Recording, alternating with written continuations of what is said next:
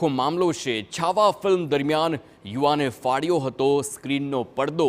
પોલીસે જયેશ વસાવા નામના યુવકની ધરપકડ કરી છે। તો મુગલ મરાઠા યુદ્ધના દ્રશ્યો સમયે યુવક ભાવુક થયો હતો। ગુસ્સો આવતા જ સ્ક્રીનને નુકસાન પહોંચાડવાનું સામે આવ્યું છે। તો આરકે સિનેમામાં ઘટના બાદ પોલીસને જાણ કરવામાં આવી હતી।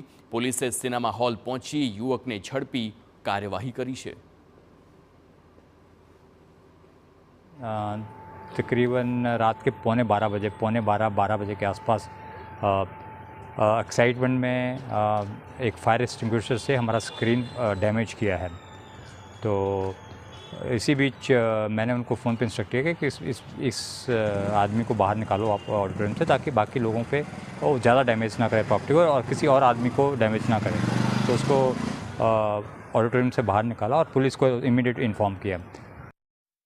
समाचार जामनगरथी, જ્યાં હોટલના ભોજનની થાળીમાંથી